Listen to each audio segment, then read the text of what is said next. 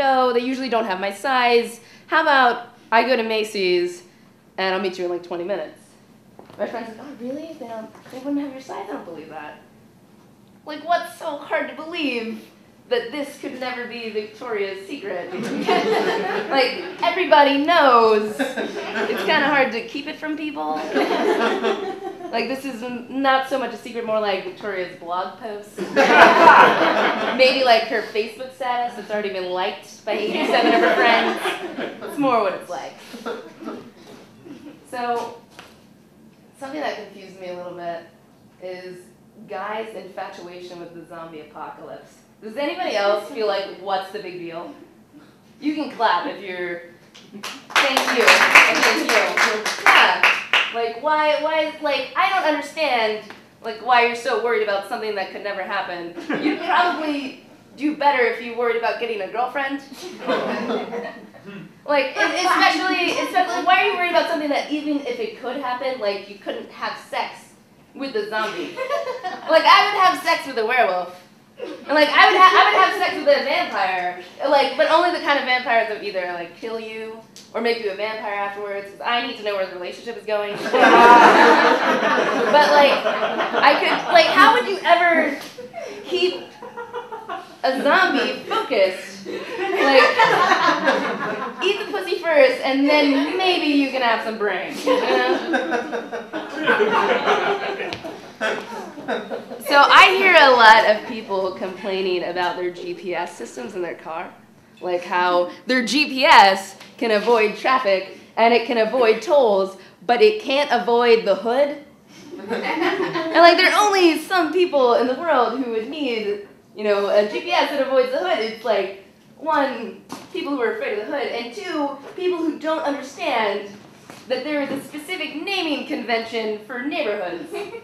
For example, if you live in a one-name neighborhood like Georgetown or Arlington or Bloomingdale, and it sounds like it could have its own British coat of arms, chances are you're living in a pretty nice neighborhood. Like, the only people there are white kids who all wear glasses and walk their dogs at 11:30 at night. Like, couldn't be safer. But if you live in a neighborhood that has like a first and a last name, watch out. Like Martin Luther King, great American. I wouldn't really want to live in Martin Luther King community estates. That's just me. But I think the worse than having a first and last name neighborhood is having a neighborhood with the last name Heights. Like, I've never been more afraid of heights than when I'm standing in a horrible neighborhood. Like, I had a friend a couple weeks ago. He invited me to his housewarming party. And I said, oh, it's a Metro accessible. He said, yeah, we're right around the corner from Columbia Heights. Like, have you thought about having your housewarming party at my place? Because I'm really not trying to go to Columbia Heights. But have you guys been to Columbia Heights recently? It's actually really nice. It's one of the fastest gentrifying neighborhoods in all of DC. In like 5 more years and a couple hundred more white people, they're gonna knock off the Heights and just start calling it New Columbia-ington. So I actually live in Arlington. I used to live on the Orange Line in North Arlington when I had a roommate, but now that I pay rent by myself, I live in South Arlington. But my mom helped me move there when I was out on my own, and she would come up to visit me a lot, like a lot of the weekends back to back. And every time that she would come to visit, she'd look around and she'd say, oh my God, there's so many Hispanics. There's so many Hispanics in this neighborhood. Like, that's racist. But it gets weird once I tell you that my mom is half Puerto Rican. Which makes me a quarter Puerto Rican. Or as I like to say, a quarter Puerto Rican. And like, it used to really get my goat. And one day while we were driving back into the neighborhood, she starts at it again. Oh my God, so many Hispanics. Well, yeah, Mom. There's some in this car, too. Taking her jobs and her families. My mom does have a really weird relationship with race. I think it was about a week before Christmas, my older brother brought home his new girlfriend to meet the family. And she is beautiful. She's a really pretty girl. And my mom couldn't wait to tell all her girlfriends about how beautiful my brother's girlfriend was.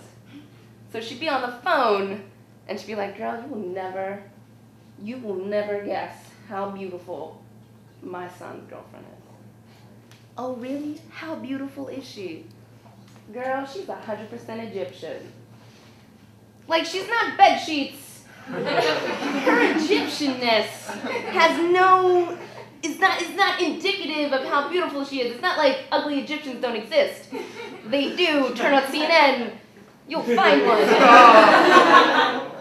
Like, I know that I would be a little upset if my boo's parents were talking like that on the phone. Like, how beautiful is she? Girl, she's 100% black.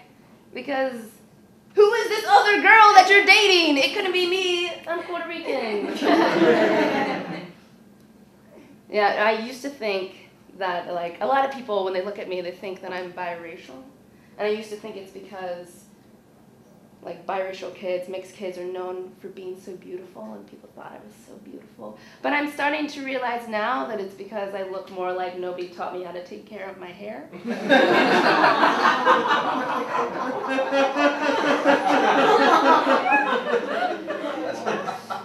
Speaking of which, do you guys know why white girls get cornrows? Because, I mean, black women, we get cornrows when we are ready for 3 weeks of not giving a shit. And it seems like white women only get cornrows when they're ready to get murdered in Aruba. All right, guys, I hope you're ready to have a great time. We've got a great show for you.